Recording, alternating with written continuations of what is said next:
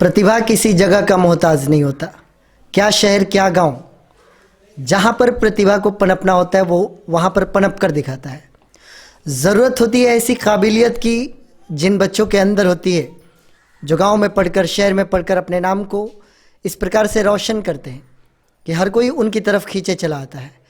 तो मैं मनोज कुमार आज पहुंच चुका हूं इटाड़ी प्रखंड के बैरी गांव में, और यहां पर पहुंचने का मुख्य कारण एक बालक की प्रतिभा है जिन्होंने के मैट्रिकुलेशन के एग्ज़ाम में 455 अंक प्राप्त करके ज़िले में अपने नाम को दर्ज कराया है टॉपर्स के बीच में, और हमें यहाँ पर एक छोटा सा इंटरव्यू के लिए आमंत्रित किया है। तो आइए, अमित कुमार हमारे साथ हैं, बैरी गांव के इटाड़ी प्रखंड के। Amit, congratulations. Thank you sir. कैसा फील कर रहे हैं बक्सर ज़िले में 455 अंक प्राप्त करना?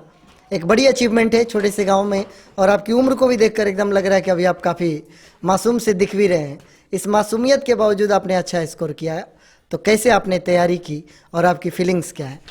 हमने सभी विषयों की मैंने एनसीईआरटी से तैयारी की है, और हमारे पढ़ाई में सबसे ज़्यादा मदद हमारे भाई बहनों ने किया है, और इसमें माता पिता भाई बहन और सभी गुरुजनों का बहुत ही हाथ है। और उन्होंने हमको बहुत प्रेरित किया कि आप पढ़िए, आप अपनी बहन से ज़्यादा नंबर लाइए, और मैंने कर भी दिखाया, 455 लाया।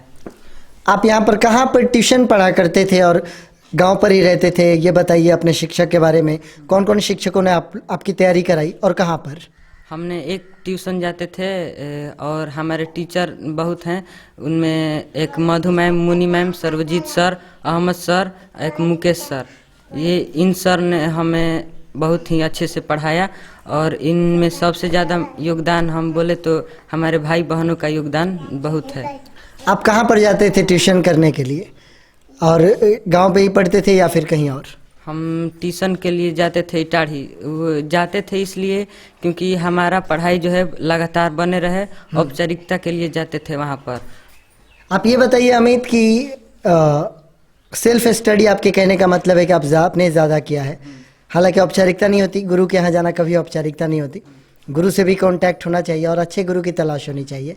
आपके घर पर कैसा माहौल है, और घर में एजुकेशनल एनवायरनमेंट कैसा है? आपके फैमिली में आपके पेरेंट्स का, आपके ब्रदर्स का, आपके सिस्टर्स का कैसा कंपटीशन की भावना रहती है घर में एजुकेशन को लेकर? यस, हमारे घर में कंपटीशन की भावना हमेशा बनी रहती है, क्योंकि हमारी दीदी ने पिछले साल 413 नंबर लाई थी मैट्रिक परीक्षा में, और हमको बोल रहे थे सब कि तुमको 413 से ज़्यादा लाना है।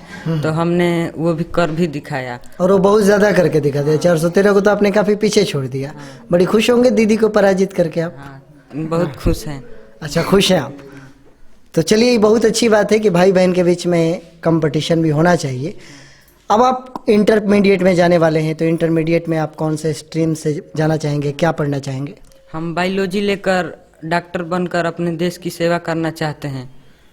वाह, डॉक्टर बनने की चाहत है आपकी?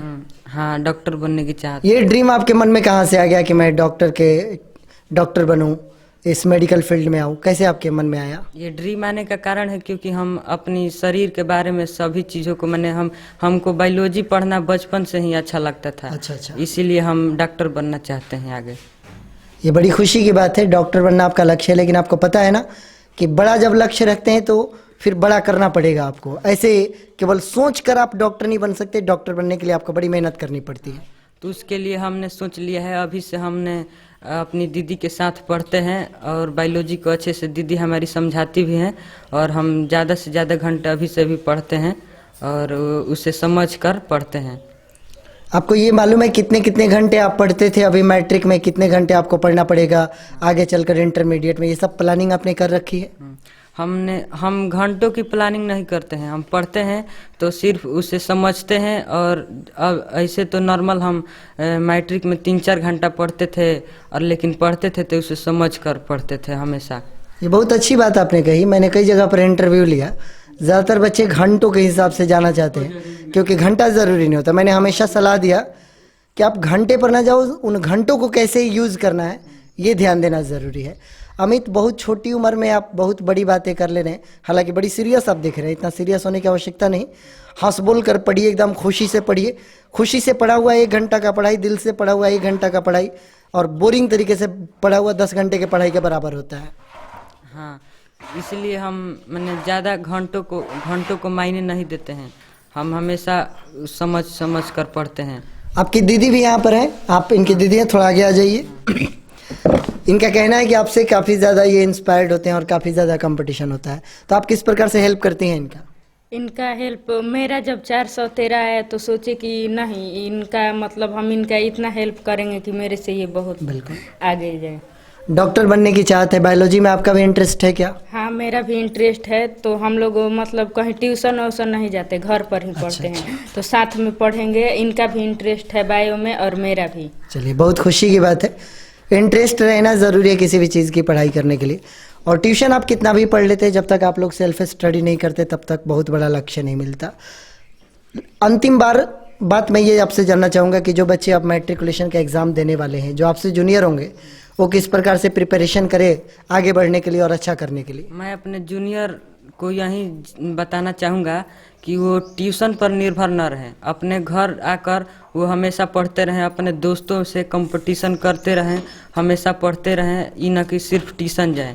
वो माने घर बहुत ज़रूरी है, न कि ट्यूशन में सिर्फ जाएं, तभी वो हमारे जैसे अंक ला सकते हैं और हमसे ऊंचे भी ला सकते हैं। बिल्कुल। हाँ, तो अभी हमने देखा अमित कुमार की बातों को, हालांकि देखने से बड़ी मासूम लग रहे हैं, लेकिन बातें इनकी काफ़ी गंभीर है। ये डॉक्टर बनना चाहते हैं और इनके घर में शैक्षणिक माहौल कैसा है ये भी हमने देखा। और इनका ये सलाह है कि जो जूनियर सब आगे एग्ज़ाम देना चाहते हैं, आपको ये ध्यान रखना होगा कि केवल ट्यूशन करने से नहीं काम चलेगा, आपको सेल्फ स्टडी करना ज़रूरी है। अमित, एक बार फिर से हमारी तरफ से कॉन्ग्रेचुलेशंस। आपके यहाँ आकर आपके परिवार से मिलकर अच्छा लगा और आपकी बातें जानकर अच्छा लगा कि आप डॉक्टर बनना चाहते हैं। हम ढेरों शुभकामनाएं देते हैं कि आप अपने डॉक्टर बनने के लक्ष्य की तरफ आगे बढ़ें और अपने मंजिल को प्राप्त करें। Thank you sir. आप सभी का बहुत बहुत धन्यवाद। हम चाहेंगे कि आप ऐसे बच्चों से जो जूनियर से वो सीख लें और अपने लिए मैट्रिकुलेशन का एग्ज़ाम आप अच्छे से तैयारी करें। Thank you so much.